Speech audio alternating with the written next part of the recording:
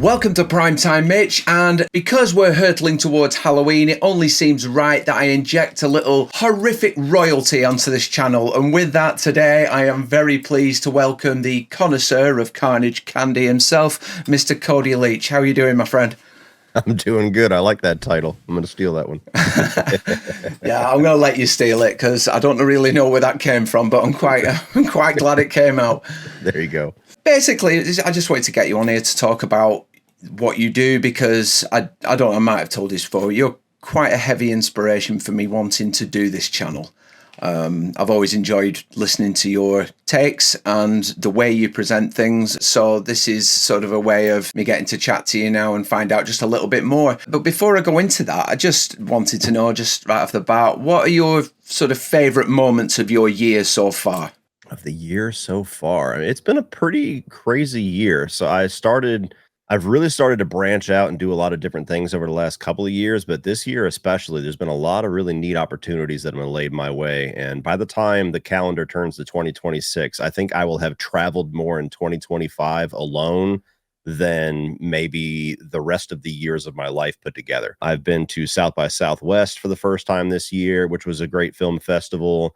I also went to California for the very first time and was at the Critics' Choice Awards, which I was just inducted into at the tail end of last year, almost a year ago now, which was very cool. Just being able to see like an actual award show from the inside was wild. You know, being in the same room as Colin Farrell and Kathy Bates and stuff like that. Or they yell her name to go pick up an award, and I'm like, where's she at? Wow.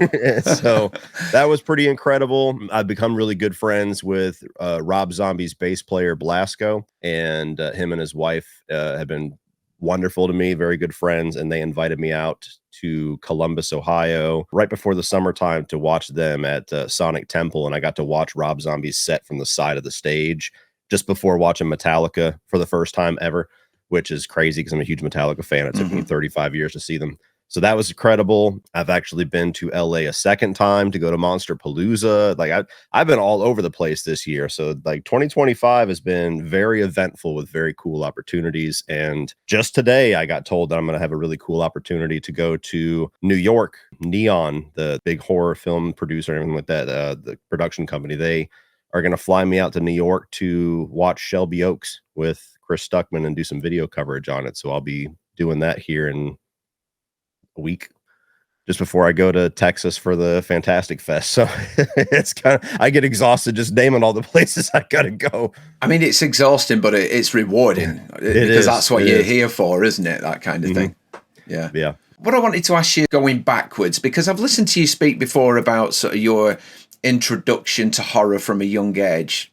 I know it's like heavily like Freddy laden and things like that, but I was just wondering, before you saw the slashers, the classic slashers, how aware were you of horror's existence in terms of where it came from, like the Universal monsters, that kind of stuff? Was that there, or did you just go straight feet first into the classic slasher stuff? I pretty much dove right into slashers. I can't really say for sure if I was aware of things like Frankenstein and Dracula and everything. I'm sure I was, but it really felt like a switch went off when I was 4 years old, where I was mostly just watching, Disney movies and things like that. I'd watch some movies with my dad that were more like adult movies, but I walked into our apartment and I was like 4 years old, and I remember he was watching Child's Play 3, and I walked in right when the Child's Play 3 logo melted into plastic, and I was like mesmerized by that, and I sat down and watched the movie, and then from there it was just like, what is this? Is there more of this stuff? And then all of a sudden I'm watching Freddy and all the Chucky movies and Halloween and Phantasm, and at the time I went to a private Christian school, and so even saying that you have been in the same room with stuff like that would probably get you in trouble. And so it was like this really crazy little taboo world for me that felt like it was all my own. Like nobody else my age, it seemed like, even knew it existed. So it was like this cool little secret. And so I just fell in love with all of it. I literally used to watch Nightmare on Elm Street movies before I went to bed as a child, 4 or 5 years old. So like that sounds like we're breeding a serial killer, but it's just always been it's just always been cool to me. It's like some kind of a peer into like the dark side of the world that you can just kind of peer into safely and kind of experience it and then go back to the safety of your your regular day life. So yeah, it just from a young age, always loved it. It never really felt like anybody else had that love that I did for horror until I started making videos in 2016 and discovered the horror community on YouTube. And I was like, oh my God, there's other people like me. Because before that, it seemed like anybody you mentioned it to, they're like, yeah, like I think I've seen one Chucky movie once. They kind of suck. Or like, that was always kind of the conversation, was like horror was the trashy stuff that we don't acknowledge. And it was a cool little moment to go from being a child to now being in my mid 20s, starting YouTube and being like, holy crap, I'm not alone. You literally have had that feeling that most kids have, in that it's cool because you're not supposed to be seeing it. You're not supposed to be watching it. Yours was sort of more literal if you were grown up in that environment. Mm-hmm.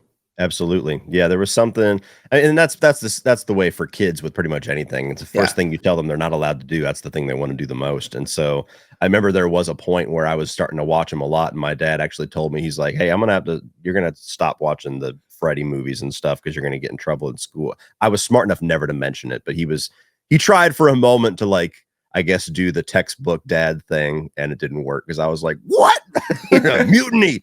And so, it didn't last too long. But yeah, there was something about horror that it just, even my cousin, who was only 6 months younger than me, didn't really get exposed to it much. So every time he came over, I was like indoctrinating him, like, let's watch Phantasm 2. And so it was, it was a big piece of my childhood. It's strange because, I mean, you said 4 years old then? I'm pretty positive I was 4 years old. Yeah, it was very young. Absolutely outdone me there, but the sort of, because I got introduced to it, just turned it. I think it would be 94. Mm-hmm. I was 8, so I would have been 8 years old, and it was the release of Wes Craven's New Nightmare. And I'd been having a fight with one of my friends, and his sister was supposed to be looking after us both. And she was having this awful situation where she was trying to pull us apart. And she went, look, what if I let you watch something you shouldn't? And we were, well, that could mean anything. And I've taped this Freddy Krueger film, and I'd heard of the name because I remember a video game, Streets of Rage, used to have one of the bosses at the end had big claws, and they were called Freddy's. Mm-hmm. So I was like, are you sure? Can we watch this? Yeah, well, my parents are out and it's an 18. I'll let you watch that if you stop fighting. So we stopped fighting and we watched that movie, and that's where it started. But the reason I brought that movie up, as well as it being my first experience of horror, was there's a line in that movie from Heather where she says, every child knows who Freddy is. He's like Santa Claus. Every kid knows who Freddy is. He's like Santa Claus. Do you believe that that's true, that he's like Santa Claus? I mean, I always thought that was an outrageous line, but I don't know how deep that goes. For me, that is basically equating him to just having this pop culture ubiquitousness, where it's just like he's a name that everybody knows. Just like Frankenstein, Dracula. You could never have seen a Universal monster movie, but you know exactly what Dracula looks like, even thinking black and white. So I think at the moment, like, Freddy was being the movie version of Freddy in that movie was portrayed as such a rock star. I mean, he literally comes out onto a talk show where he rips through the thing. Yeah. Hey, let's do lunch. And then he goes out to the crowd. And so I think that was meant to be that, like, Freddy Krueger, Jason Voorhees, Michael Myers, Ghostface to a certain extent. Like, these are names that people know, even if they've never been allowed to watch horror. It's just, it's out there. Do you think that horror is sort of enjoyed more by the more creatively minded child? I don't know. That's an interesting question. I will say that I don't know how to answer that, honestly. I would have to have a kid who doesn't seem very creative sat next to one that is and see how they respond. But I do know that from my experience, the people who seem to be really into it from a young age and don't really get bothered by it or haunted by it do tend to grow up to do very creative things. Whereas I know a number of people who, just in my experience, were very, like, put off by it, or like, oh no, that gives me nightmares, I can't handle that. And they don't end up doing a whole lot of creative. So there might be something to that. I'm not sure. I think I'm just speaking for myself there, because I've always been very creative. I spoke to Deandra Laser and Lito Velasco here a couple of months ago, and I actually confessed that when I was 9, I tried to do what Dylan did in Wes Craven's New Nightmare and stick the knives on the end of a glove. And my parents found it and quickly sort of dismantled it. But I was always trying to do things like that. I got in trouble at school for painting a picture very similar to Robert Englund to what he paints in the movie. So I think I'm just sort of, that's me really. I'm a very creative person, therefore I seem to gravitate towards horror. So I was just wondering whether maybe you were the same, or whether you think that that's a trait you need to enjoy it to its fullest. Probably not a trait that you need to enjoy, but I'm sure there's some kind of a correlation between those that just get infatuated with the wonder of horror, whether it's slashers, supernatural, ghosts, or whatever, where it's just like all this unknown stuff fascinates us versus those that just see it as like this source of terror, or, you know, something in their nightmares, or like an endurance test that they have to put up with when they go on a date or something like that. That'd be a curious, like, little litmus test to do with like a control group of people. Get like 1,000 people and see how they react, and then look at what they do in their off time. When it comes to your reviews of horror and your channel and things like that, I am curious to know sort of, when did you realize that you wanted to take this passion and actually do something with it? So I had kind of a false start in 2009. I had dropped out of college. Up to that point, it just kind of seemed like, I think I was the last generation where they hammer into your head like it's college or your life's going to be terrible. And so I was always a straight A student. I was like literally decimal points away from a 4.0 when I graduated. And so I pretty much always had this mindset like, oh, I'm going to sail through college. Life's already figured out. It's going to be easy street. And it just didn't work out. There was something about the major that I chose, which was heavily influenced by my parents, the culture of college. I just got there and it was like, I hate this. I don't know what switch went off. And so I ended up being very lost, like around 2009, where just suddenly I don't know what direction my life is heading. And I remember that's when I found that people were talking about movies on YouTube. Came across like Jeremy Johns, Chris Stuckman, people like that. And I was like, oh, this is cool. I didn't know people were using YouTube for this. And so I started to do a little channel. It was awful. I had like this very budget laptop with one of those trash like webcams that are actually come stock with a laptop. And yeah, exactly. And so they're never of quality. They're just there to like put on the little leaflet, like comes with a camera. And so I was filming videos with that, like on my couch, on my lap. So it'd be like cockeyed angle and like double chin angle. And I did a video where I went in one weekend. I saw Rob Zombie's Halloween 2, The Final Destination, the fourth one, The Collector, and that movie, A Perfect Getaway. And I wanted to talk about all of them. And I realized they were all like horror or horror adjacent. And so I made this video called More Blood for Your Buck. And it was like my way of saying which movie is the best one to go pay money for this weekend. And so I did that and one or two other reviews. I remember I reviewed the Nightmare on Elm Street remake. So I was at least doing it sporadically into 2000 and the end of 2010. And then I just never really got into it. I don't know. I never stuck with it. I never thought I was very good at it. 2016 comes around and I've been doing this job where I'm literally traveling sometimes 3, 4, 5 hours a day in my truck, this work truck. And so I was listening to a lot of podcasts. I was listening to audio versions of YouTube channels. And I kept finding myself like wanting to enter the conversation, like especially like AMC Movie Talk, where it's like this round table discussion of movie news or reviews. And I always wanted to like get my thoughts in there. And so that's what kind of prompted me. I bought this little $20 desk mic from Amazon and then started just making little podcasts in my walk-in closet in my apartment. Did that for a couple of months the summer of 2016. It was just like, this kind of sucks. I want to do video. Like I was intimidated with video because I don't know anything about it. I don't know anything about editing. Like I'm going to learn everything from the ground up, but I just did it. I just ordered a camera. I ordered a green screen. I filmed what ended up being my sausage party review, which is still hilarious that was where I got started. And it took me like an hour to get this little 4-minute video. And then I locked myself in my bedroom basically all that Saturday trying to figure out how to edit on Premiere Pro, and then eventually posted it. And that's kind of where it started. It was just me listening to things and wanting to put my voice in there, and never really thought that it would take off. It was just kind of like a fun thing to do. And I treated it like a job, even when it made no sense to. The amount of time I put into it early on was just asinine. Yeah, same. And then it started to kind of take off a little bit, mostly after I started talking about horror. I did a Freddy review series, and they started to get a lot of traction. And that's where I said it was kind of enticing, where I'm like discovering the horror community for the first time, which was really cool for me and intoxicating for me. Slowly but surely just started to build it. And after 1 year, I had 1,500 subscribers, which seemed astronomical at the time. And just stuck with it. And in 2021, I was able to give my job the big middle finger and do this full time. Well, that's the dream. I would say 1,500 after a year is very good. I was happy I got 400 after a year.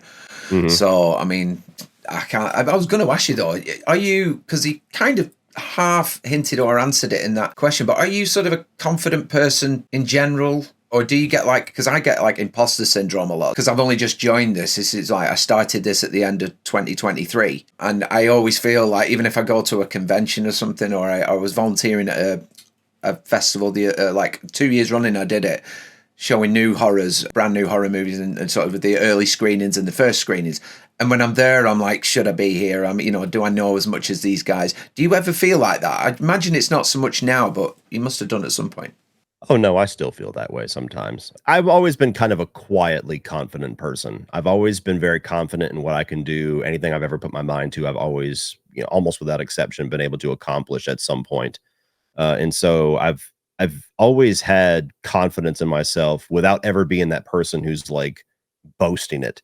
I've never really been like that outgoing confidence where I just like walk into a room and you could tell that guy thinks he's awesome. Like, I'm just not that type. And so I think that was kind of the perfect thing for me for YouTube, where I was able to just like dive into it in my own, safety of my own house, basically. Yeah. Don't have to go on any stage fright or whatever. Like, I know I have a personality that people would probably like. I know I have thoughts that seem valuable to me. I don't know if they're gonna be valuable to anybody else, and just stuck with it and figured out how to talk better about films and learn more about films and dive in past just the surface level and just kind of keep pushing that. I mean, I just crossed 200,000 subscribers and my 9-year anniversary starting this channel. And I still have moments where I feel that imposter syndrome where, I'll be hanging out with Rob Zombie's bassist, is a fan of mine, reaches out to me and says, "Hey, come to a show." And I'm like, "Me? Why me? Like, this is weird."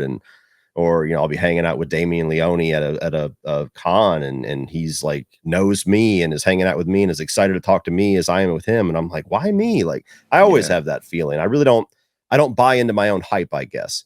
And so I don't know if that'll ever completely go away for me. I'm just one of those people who, like, I get what I've done is pretty awesome. I know I mean, lack of a better word, I'm known around the world to some degree, and that's pretty insane. But it just never, it never cracks to the point where like like I said, I'm like buying into my own hype. I guess I'm always still surprised. Like, even when people come up to me at a con, and I've had people actually fly out to film festivals that they knew that I was going to be at just in case they got to hang out with me for a minute. And I'm like, again, like, me? Really? It's always going to feel that way to me, I think. I guess it keeps you grounded.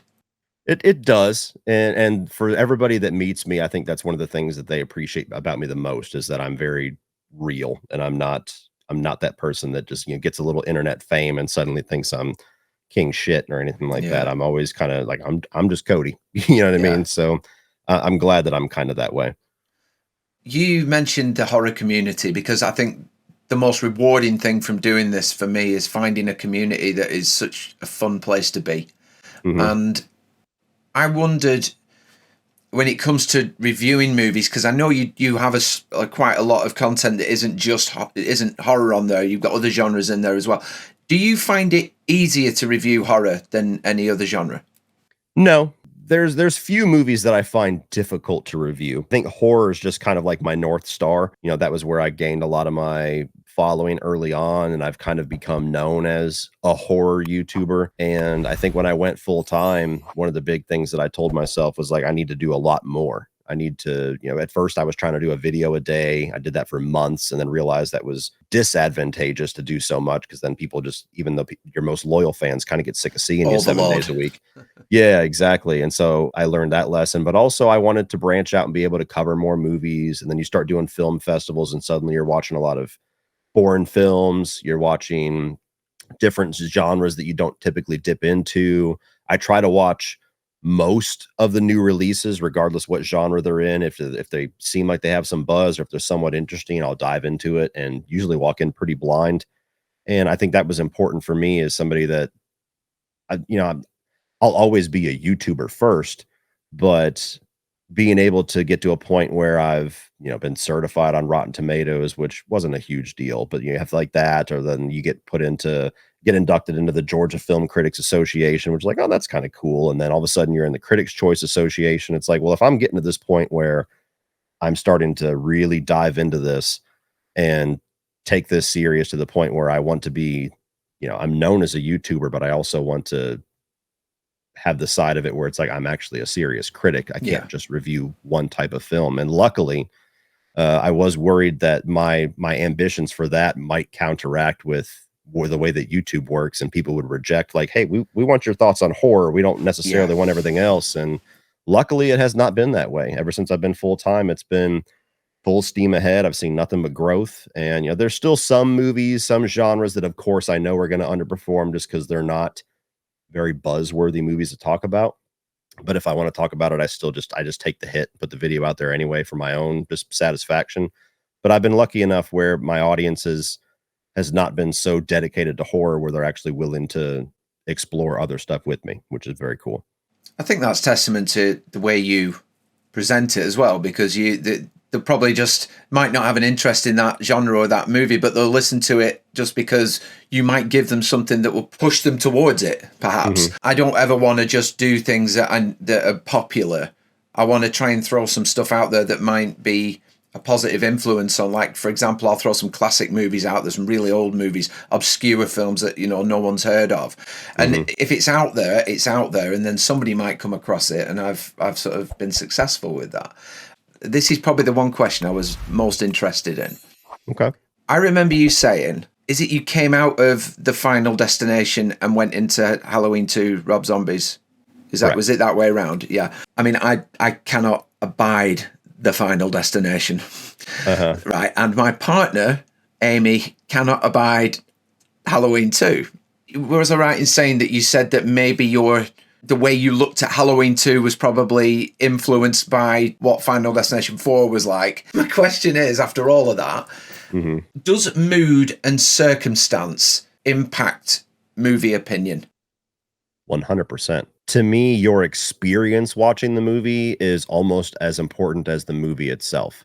If you're in a theater where people are loud and belligerent, or if the sound is crackling in the corner of the room, or if the video sucks, or the room is 112 degrees, or you're in a bad mood, you're tired. I mean, there's a million different things you can think of that you could be watching The Godfather and you'd be like, oh, this kind of sucks, or, whatever. Like it just happens.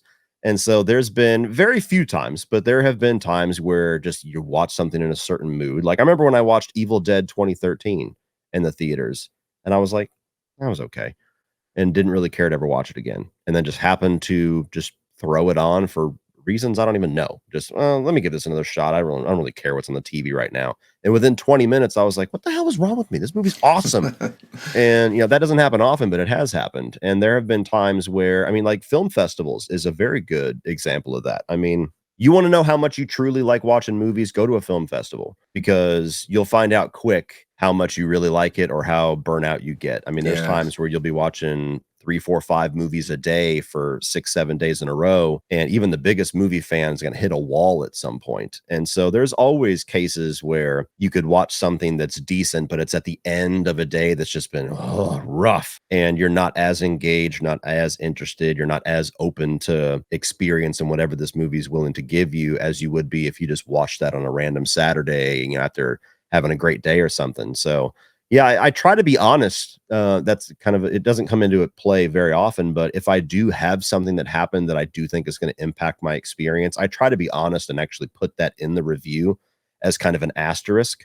Like I just watched Primitive War a couple of days ago, and I did my little month wrap up. I do that for all the new releases that I saw, because many of them I don't have a chance to actually fully review, and I still want to put some attention on it. Yeah. Or at least give my thoughts on it, even if I didn't like it.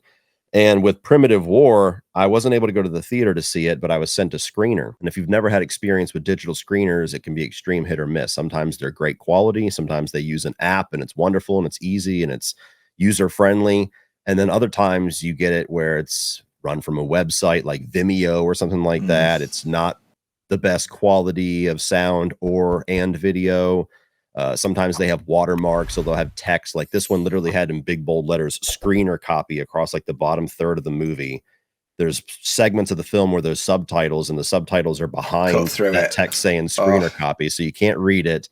And the sound, every time it was dialogue, it felt whisper quiet. Every time there was action, it was like blowing the freaking sound system out of the house. So watching that movie in that context with that experience, I was certainly lower on it at the end of it than I would have been if I watched it in the theater. And I said as much. So yeah, I do think your experience, your mood, the setting, the context and everything has a lot to do with it, even in a positive way. I mean, Terrifier 3. I'm a big fan of Terrifier 2. I was already pretty certain, unless they just went in wild directions, I was going to be a fan of Terrifier 3. But I saw it at the world premiere at Fantastic Fest last year. And before the movie starts, me and my buddy Sean are doing the red carpet, where we're literally just sitting there to, you know, the way they do it is they have this little room with a banner that says Fantastic Fest. And they had 3 different movies. And so the directors, whatever stars were there, would come out. All the people who had cameras, professional photos, would take all the photo shoots, and then they would move back. And then the press people would move forward with the microphones and get little questions. And so they did The Rule of Jenny Penn. Then they did that Halle Berry movie, Let Me Go, and then Terrifier 3 came out. And as soon as Damien Leone comes out, he takes his first picture and he's posing for it, and he looks over and sees me and Sean. He stops the cameras and runs over to us. He's like, "Guys, I'm so glad you're here." And he's like shaking our hands, and we're like, "Holy shit, like Damien knows us. This is cool." And then he's awesome to talk to. Lauren Lavera, I was already very friendly with. I'd already did a live stream with her. Was very much looking forward to meeting her. Got to meet her in person. She gave me a big hug, and we're sitting there talking and nerding out about certain things. And then you go in and you're watching it at midnight with the rowdiest crowd of Terrifier fans. Like, that is the best possible context to watch Terrifier 3. So that absolutely is going to heighten how much I enjoy the film. Like, if I liked it at a 4, that's going to make it like a 4.5, because it's just such an awesome night. Long answer, but yes, I think absolutely it impacts you. No, it's a good answer. And I imagine also it gives you an opportunity to, for want of a better word, recycle your material if your opinion changes on something.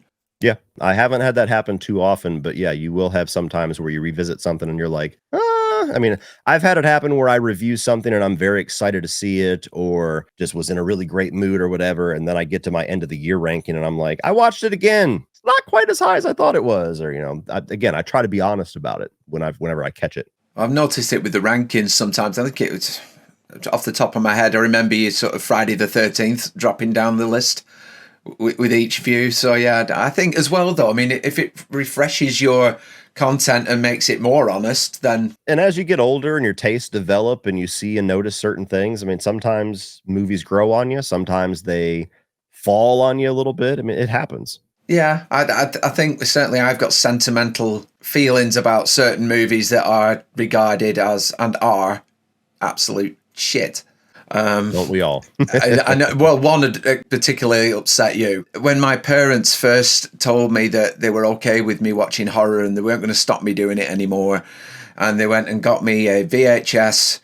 The first ever horror VHS they bought me was Freddy's Dead. Oh, I knew it was going to be Freddy's Dead. Because it was out then. Like, it's either Freddy's Dead or Seed of Chucky. Yeah. Go ahead, break my heart. It was in the store just down the road, and I'd seen it, and I'd gone, oh, look, you know, there's a Freddy movie in, and my mother was like, no, don't bother, don't even think about it. And then for Christmas, it's there. So I always had a sentimental thing for that. I get it. And that's a movie that it's so cartoonish, like literally, that I could see somebody who's younger kind of attaching themselves to that in some way. And then you grow up and realize, like, objectively, this sucks, but I still kind of love it.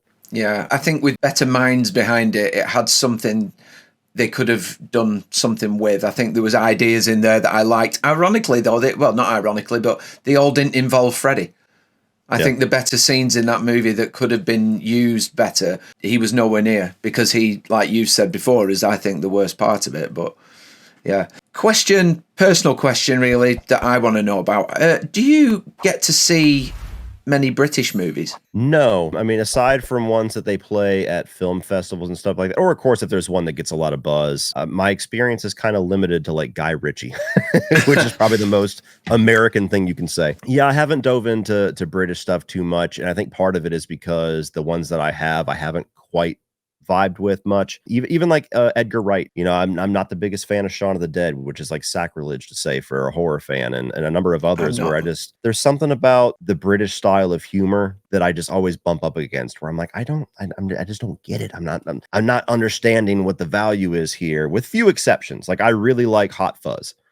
So what the difference is between Shaun of the Dead and Hot Fuzz, I don't know, but that one works for me. I tried to watch Snatch and Lock, Stock for the first time actually last year, way behind on those. And I'm like, yeah, like kind of cool, but I don't know. And so I think because I haven't really had that one British film that's like, oh, this is the one, that I haven't been as driven to dive into them as much. My buddy Brian for years now is like, you need to watch Dead Man's Shoes. So maybe that'll be the one, but he's the one that keeps pushing me. He's like, I'm not watching Breaking Bad until you watch that. And then he watched Breaking Bad, so then I don't feel motivated to watch it. Dead Man's Shoes is not one to watch if you want to be put in a good mood. It's almost like the British equivalent of Prisoners. Oh wow! Yeah, it's a harsh watch, that one, but it is a good movie. I like a lot of kitchen sink gritty dramas, so I'm all on board those kind of movies. But yeah, I was just curious because it's not like there's not a lot of British horrors either. There's a few, but a lot of them are very independent, very low budget. You don't really see an awful lot of them. But yeah, let me know if you watch Dead Man's Shoes. I'll be very interested to know your opinion on that one. Absolutely. So just before I go on to more of your opinions on critique overall and things like that, just one more question about films, because recently I've been trying to interview a lot of directors of independent movies on low budgets, sort of their breakout movies, you know, where they've been trying to get something noticed. I interviewed somebody recently that did one on absolutely no budget to see if he could do it, and then anything else would sort of be an improvement. Yeah. If you were reviewing an independent movie on a low budget, do you review it the same as you would do a normal film? Because I tend to go with, I'm not as much about the quality as I am about the idea. Are you the same, or would you just do them all, the blanket review them the same? No, I think you have to attack every movie within its own context and kind of take it on its own merits in many different ways, not just the budget, but also like what it's trying to do. Like some movies aren't aiming to be Oscar prestige. Some ones are just trying to be a stupid fun time. And so there's certain movies where it's like you almost bringing up logic issues or plot inconsistencies in a movie like The Naked Gun makes you sound like a fool, because it's like, well, that's the point. We're not trying to do any of that. It's just to have fun. So I think every movie, you have to take it on its own merits, and you do factor that in. Like when you have something, you know, like Jimmy and Stiggs is a movie that just came out not too long ago.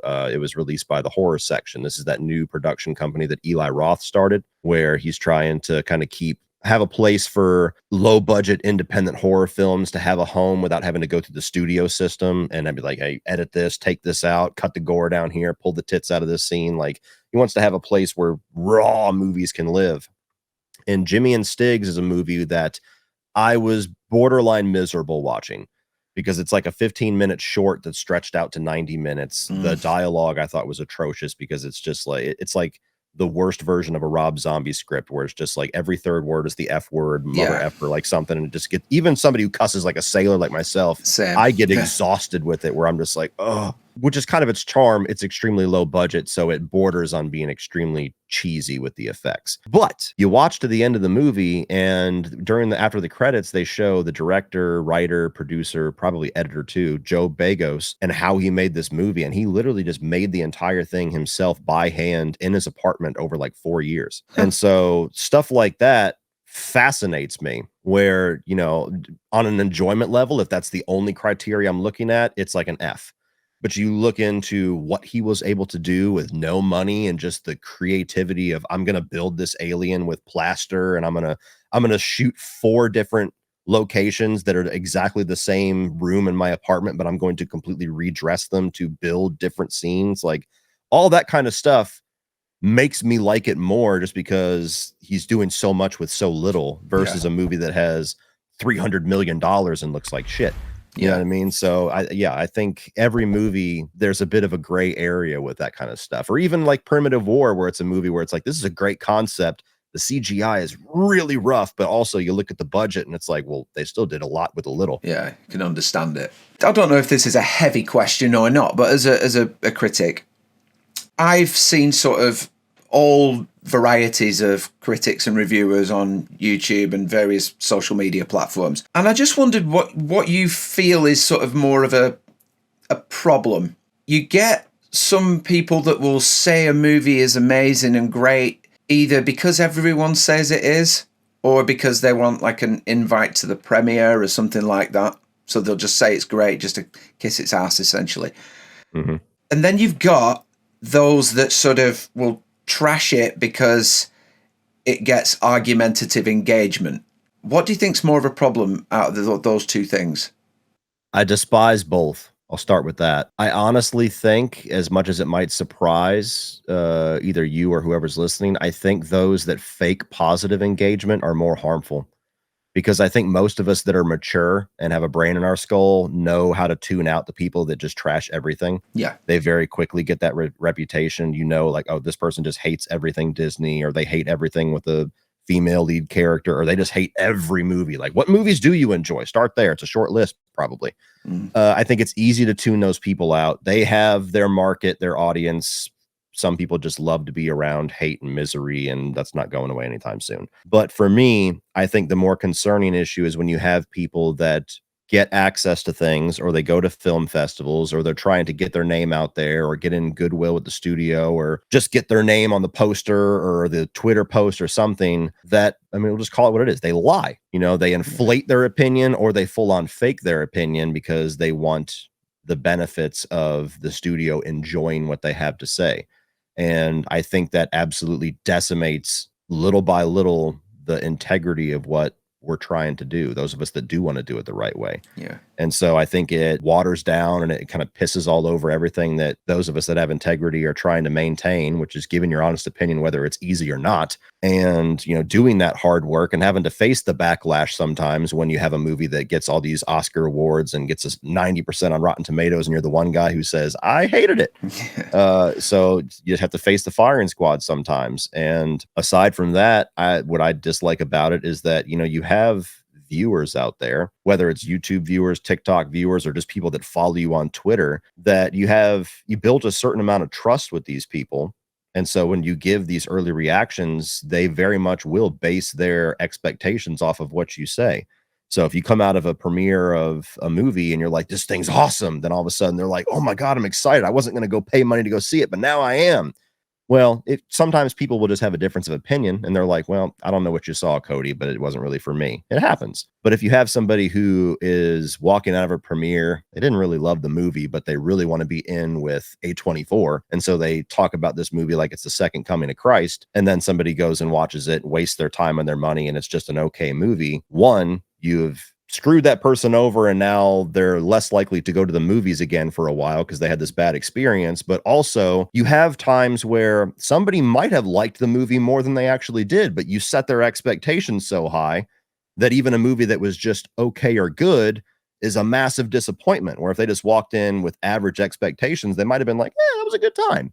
Yeah. And I hate that. I hate that's the reality. And that's why you see so much where there's this broken trust where people are like, the critics don't know what they're talking about. Or you have people that, you know, every movie that comes out of a film festival gets like 100% on Rotten Tomatoes. Like, they all can't be classics. And I've literally had multiple times where I've been at a film festival with somebody, and I've even had friends do this. I'm not going to call out their names. They know how I feel because I give them shit for it every time I see them.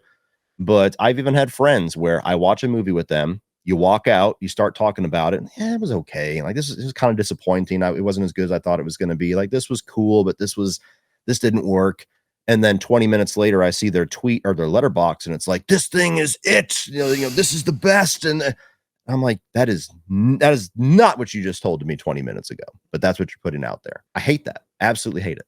I suppose with the expectations thing, it's almost like that thing I can't stand where they did it with Long Legs, they did it with Presents, where this is the scariest movie of the year. This is the most terrifying I never thing. believe that. Yeah, and it's just, don't do that, because the open mind disappears then. Yeah. And the expectation level goes up. And I think it's a similar thing. It actually segues me into a question of, do you think trailers show too much nowadays?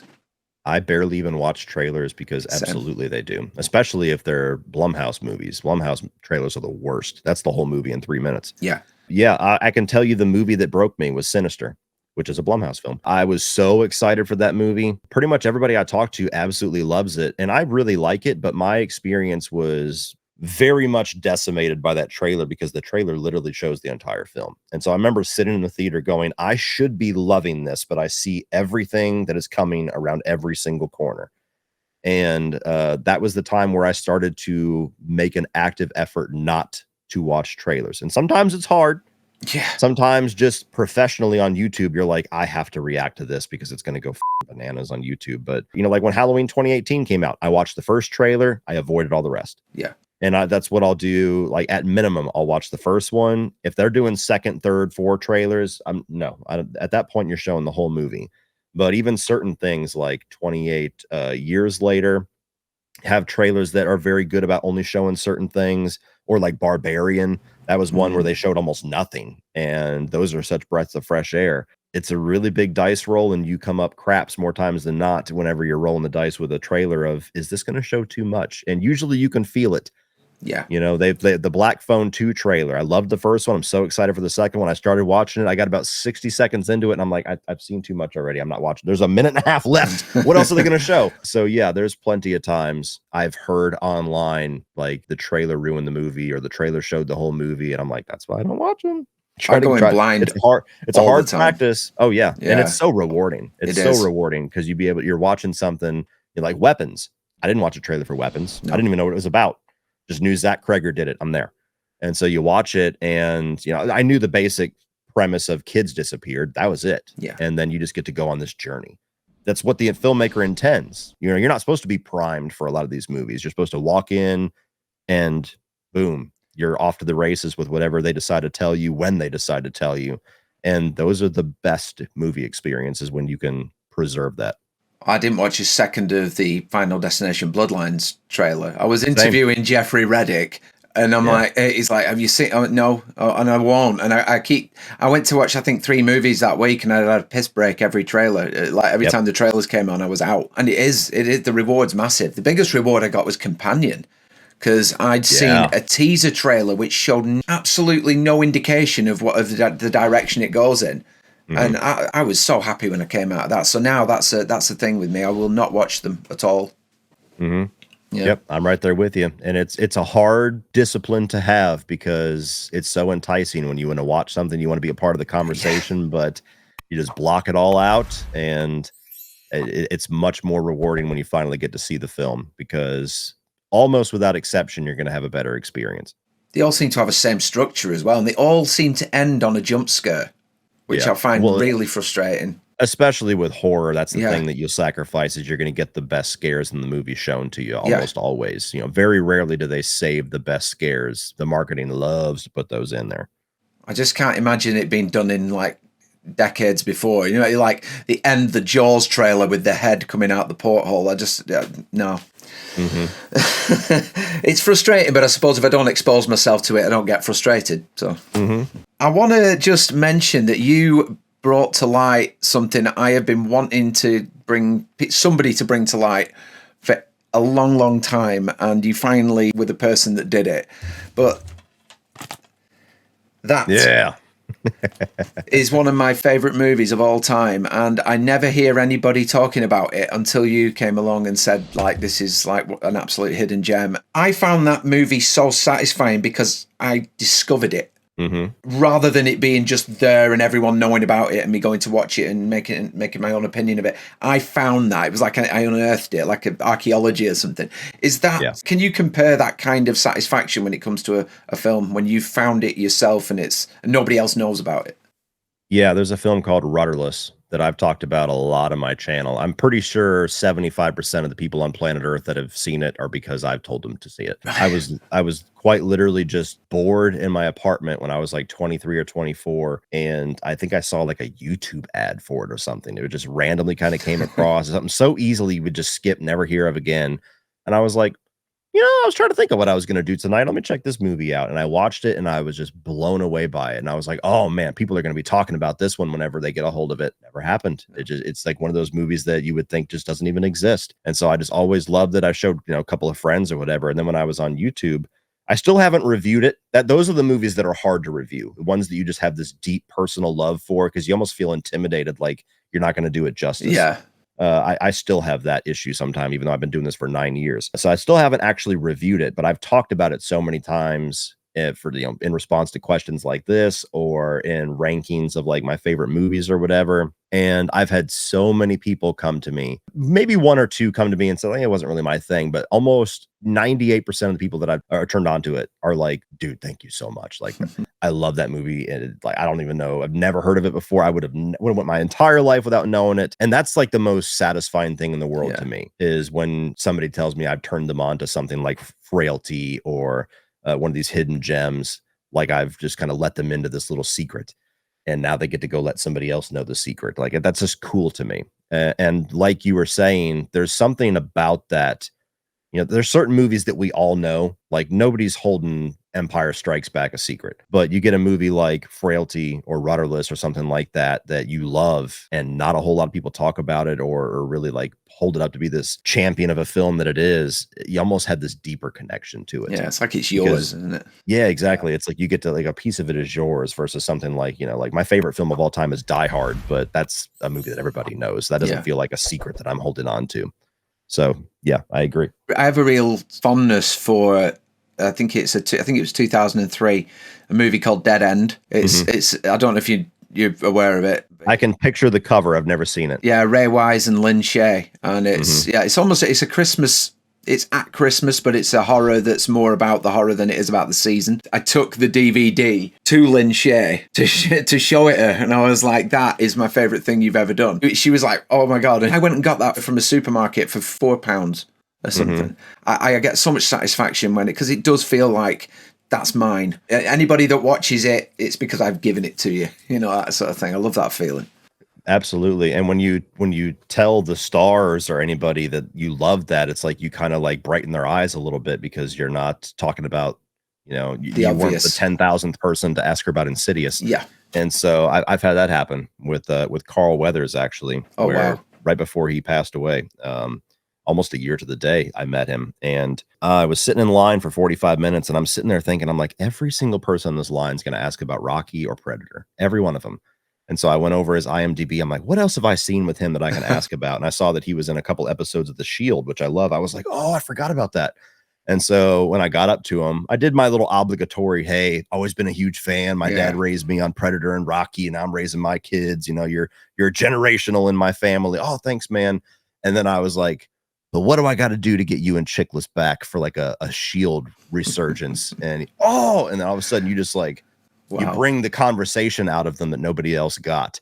And he goes on this big story about going to a golf course and running into Michael Chiklis a week ago and stuff like that. And those are the moments that are really cool, because you know that you stood out to them somehow. You've got a connection with them as well, haven't you? Yeah, you got something beyond the, even if they're nice, something beyond the stock experience that the other 50 people in line got.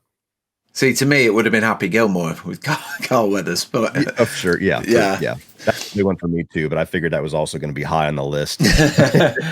Find the obscure thing that nobody's going to ask him, and I think I succeeded. Okay, so what I want to do just before we go on to like closing this off and everything, I've got 8 words here. Words was a name in there as well, but basically I'm just going to read out the word. And the first thing, how this works, but it doesn't have to be a 1-word answer. It can be like a, if it happens to be like car or something, you could go, oh, I went on a trip with the family last week or something like this. It doesn't have to be like a 1-word answer. But there is 8 words here. First word, evil. Deadite. That's good enough. It's one I'd have said, actually, to be honest. Cheeseburger. Oh, man. Heaven. I tend to agree, but in the last month, I've had 24 of them. Oh, wow. Yeah. You can't have too much of heaven. Was it the Bee Gees that sang that? Yeah. De Niro. Goodfellas. Good call. Some of these are going to be pretty obvious. Yeah. But yeah. Some of them. CGI. Blood. Final Destination looking at you. Yes. Hammer. Vampire. Steak, okay. Summer. Vacation. Terrifying.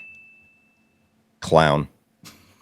Which does not frighten me, but I thought of Art the Clown immediately. Oh, art. I was going to say which specific clown. To me, now, it would be Pennywise did frighten me as a kid, but yeah, you said Tim Curry's Pennywise. Yeah. And the final one, magic. Wizard Master. Dream Warriors. There you go. Lovely. Great finish. A couple of them might be surprising. The other ones were like, of course he said that. Yeah. One track mind. I'm going to have to do that more often. I quite like playing that. Have you any plans for Halloween? And as a double part of the question, do you have a favorite Halloween time? Halloween time. I had a really good Halloween last year. We went absolutely insane with the decorations in our yard last year. I bought 2 monstrous animatronics. They were like $300 a piece. So I have like a grave digger on one side of my front yard, and I have a giant scarecrow on the other one. And I had a lot of different animatronics like Chucky and the pale-eyed girl from Terrifier 2 and Regan from Exorcist and everything. So I really went balls out with the Halloween decorations last year. And it was the first year where, you know, my son kind of aged out. He's like too cool to do it now. And my middle daughter went with her friends to go do it. So it was just me and my youngest walking around the neighborhood, and she dressed up like Cowboy Barbie and I was Leatherface.